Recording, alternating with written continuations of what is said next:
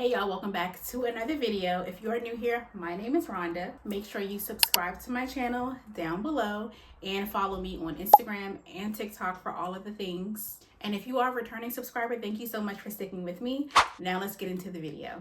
We are yapping about countries and bucket list hotels on my travel wish list. First up is going to be Jordan. So I haven't seen many of the world wonders. I think I've actually only seen one, which is kind of crazy, but I love to go to Petra and see that beautiful world wonder. It looks stunning online. I can only imagine how beautiful it looks in person. Like the colors are like, so amazing. Like I have to go there.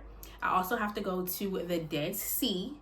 I cannot swim, but that doesn't even matter because you can actually float in the Dead Sea due to the salt content. So that's something that I would also love to do. What initially drew my attention to Jordan a few years back, I saw someone post at one of the luxury camps in Wadi Rum in Jordan. And they have a few luxury camps as far as I know, but there's this one specific camp that I love to go to. Literally gives here in Mars. I'm going to pop it up on the screen because it looks gorgeous.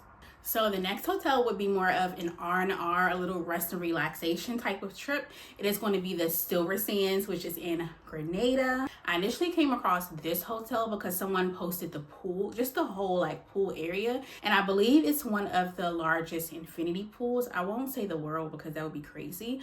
But I know they have a really large infinity pool and it looks stunning. And although I do go on trips just for rest and relaxation, I need to include like at least one activity while I'm there. If I was in Grenada, I would have to do the Spice Gardens and the Chocolate Factory. The next place I would have to go is Finland. Finland made its way to my list or further up on my list about a year ago due to the Arctic Treehouse Hotel. Again, I'll put a picture up because it's so beautiful.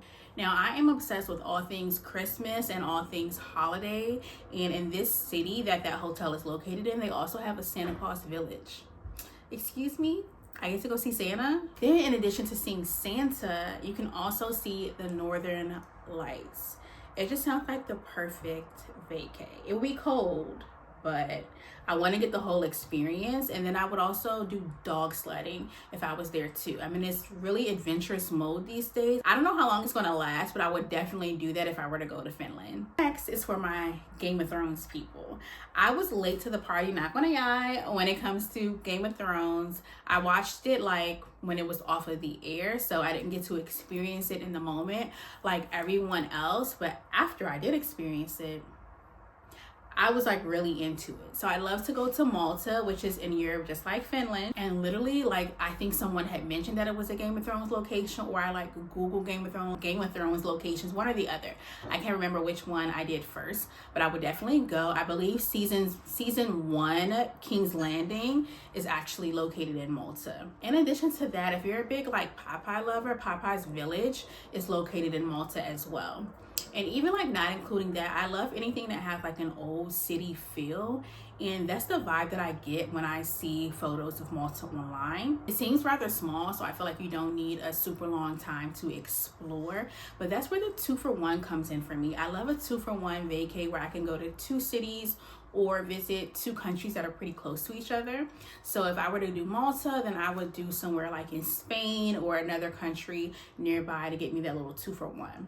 The next place, I'm probably about to pronounce it wrong. I came across it a few years ago on Instagram. It is in Saudi Arabia. It is Habitas Aluha or Alula, something like that. Well, it kind of gives me the vibe, a little bit of a vibe of Jordan as well, just from photos. You know, I haven't been to either, but it looks stunning. It's more of like a desert feel, and it's just so beautiful. Every single like suite or room is stunning. Like, I don't even know what activities I want to do there yet, but whatever I'm doing, I'm staying at that hotel when I go. Now, I would be crazy not to mention a country in Africa. Ghana is going to be the first one. Ghana made its way to my wish list a few years ago during the Afrochella movement. I believe it's called Afro Future now during Dirty December. I will say, like, the older that I am, I don't want to experience too much, you know, party. Just a little bit is enough on vacation. I don't want a whole lot. And I know that they party hard for Dirty December. So I think that Ghana may have to be like maybe a birthday trip in the future. I don't know. My birthday's in January, so I feel like I could catch the back end of the whole Dirty December situation if I were to go in January.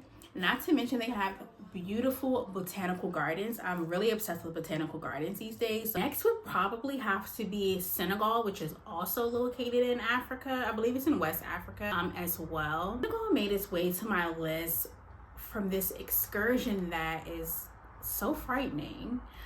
But for some reason, I still want to do it. Again, I'm on this really adventurous kick these days, and I don't know how long it's going to last.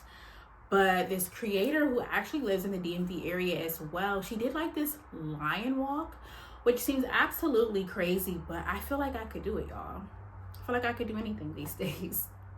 They also have this really huge monument. It looks so powerful anytime I see it online. And like, not really a fun fact, but a fun opinion of others that, you know, have seen more world wonders. They feel like this monument in Senegal, I'll place a photo as well, this monument should actually be a real wonder. Like, it's crazy. It's so beautiful. And I heard there's a lot of steps that you have to climb to get to it, but it looks so cool. Now back to my 2 for 1. You can actually go to the Gambia from Senegal as well on a ferry ride at that. So it's just a hop, skip, and a jump away. But for Senegal, there's also this like hotel where it's over the water.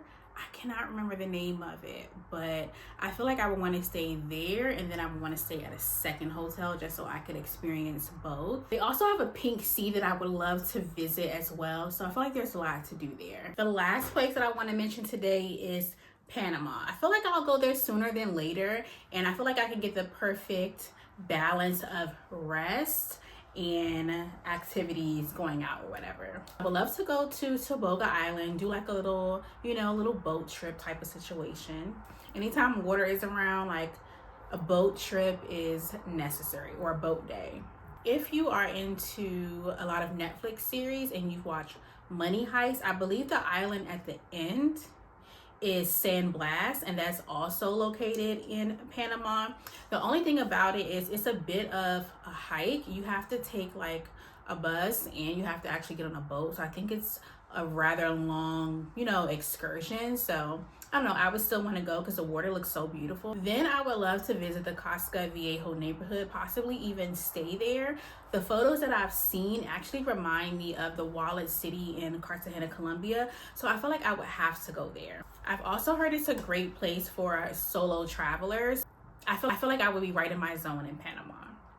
If you'd like a part 2 to this video, let me know, because I could yap about places I want to go to for days. I don't consider myself a yapper, but when it comes to things I'm passionate about, you can count on me yapping. So if you've enjoyed today's video, make sure you like the video and subscribe to my channel, and follow me on Instagram and TikTok. I will see y'all in the next video. Bye.